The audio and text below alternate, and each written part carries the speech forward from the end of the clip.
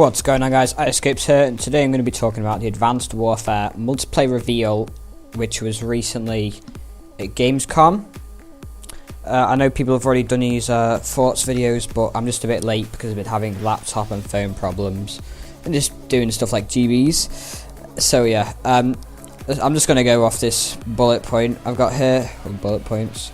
First of all, we're going to talk about the map, or I believe we only saw 4 maps. I think that was like Riot, Biolab. Don't think I can really remember the other 2, but they appear to be quite suitable for the exosuits, which I'm going to be talking about in a second. There's a lot of verticality. You know, I don't think things like head glitches will be too overpowered in this game because of how often people are moving around and jumping. It's just going to be difficult for players just to be coming from one spot. So now I'm going to be talking about the exosuits and how it affect gameplay. Personally, I didn't like this at first. I thought it was going to change Call of Duty, but now that we've seen the multiplayer gameplay, we've even seen Epsilon versus Envy. I don't know about other teams, but that's the one I saw on stream. It looked quite good. The exo suits really did change the gameplay, but they made it more fast-paced and interesting to watch. Also, sniping, you can quick scope, but it's just going to be really difficult for feeders and people because of how fast people are moving around with the with like overcharge, I think it's called, and just with their exo suits. So anyway, now I'm going to be talking about perks. There is no dead silence in this game. Do I think this is going to change it a lot? I don't think so, and this still is in beta, I guess. So they might be putting dead silence in, but thinking about Black Ops 2, it wasn't that useful because the footsteps weren't that loud. A lot of people didn't use dead silence on respawn. Other perks, we've got perks like toughness, like the stuff like, let's see, what would it be, like blind eye, scavenger, just the basic ones. We've also got danger close, but I don't think that'll be people are worried about this, but I don't think they should be because it's going to be really hard to kill people with things like grenades, especially like I keep saying, like if they keep moving around constantly around the map, it's going to be difficult, and I don't think it'll really change it. We only have, like, I'm not actually sure how many kill streaks we have yet, but they look quite good, not really overpowered. And also the pick 13 system, if you know Black Ops 2, they did a pick 10 system, and then you could pick 3 score streaks.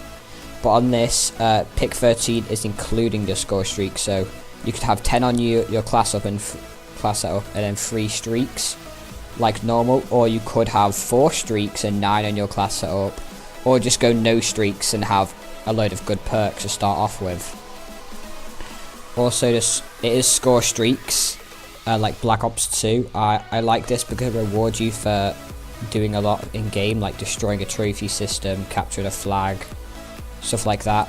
I don't think Ghosts really did it well when he brought back the point thing, because you only get like half of it to capture the flag. So yeah, you can get attachments on your score streaks as well. You can get stuff, I think you can like upgrade your UAV to some kind of VSAT or whatever, but I'm not sure if it will add on to your pick 13. But I do know that when you get your streak, it'll cost more. Like, I believe a UAV is 400 to 450 score, but if you put an attachment on it, it might give it 200 extra score. So anyway, I don't think, well, there's no specialist in this game. This is beta, but I don't think they actually need it like Black Ops 2. They've done a lot like Black Ops 2, which I like because that was a more successful game than Ghosts. So anyway, about character customization as well, there is tons you can customize about your character, like knee pads and, I don't know, gloves, a special helmet, all this stuff. A lot more than Ghost, which just gave you like the headgear, the head, the uniform, and I think just the camo for your gun. The way you can earn apparently there's loads of combinations there can be because of the loot system, which is something new to Call of Duty, which will add a really good aspect to it. It'll be something else to grind for it instead of just prestiging and weapon camos. So from loot, I believe you can get stuff like guns, just stuff for your character to make him look the best. And also you can see the characters in the virtual lobby, which is a new, I believe it's for all pre-game lobbies, I'm not sure, but you can see other people's characters and what class setup they're using. Or you could also use the virtual firing range, which is a new thing which you can just go into a game, and instead of saying, oh, I wonder if this attachment's going to be good, going into a game, realizing it's bad, and then just leaving the game, you can actually go into this firing range that you can basically just shoot targets and test the things like the recoil and the accuracy, rate of fire of stuff with the gun, which is also quite good, and they've done well. So anyway, for esports, it looks like a good game. We have seen Hardpoint Capture the Flag come back, which is quite good. Personally, I don't think we should have Capture the Flag, Hardpoint and Search and Destroy like Black Ops 2. I know that was quite good, but I believe Uplink could come into play in competitive. It looks like a really competitive, fun game mode. We've seen it being played competitively on stream. If you saw that, it looked really fun, especially with like the things you can do with the exosuits. So yeah, I think it should be maybe get rid of Capture the Flag or Hardpoint, but definitely not get rid of Search and Destroy, because that's a must to esports. It's just like the most tactical game mode. Anyway, what else have I got on this list? I have the Nuclear. Oh yeah, the Nuclear. And my friend sent me a screenshot. I don't know if I can actually get that back. But he sent me a screenshot of someone getting a Nuclear, which I don't really like, because if you think about it, let's just say a gunship is 1,700 score, like a Swarm or whatever. Okay, that's about 17 kills, and you get a really powerful gunship.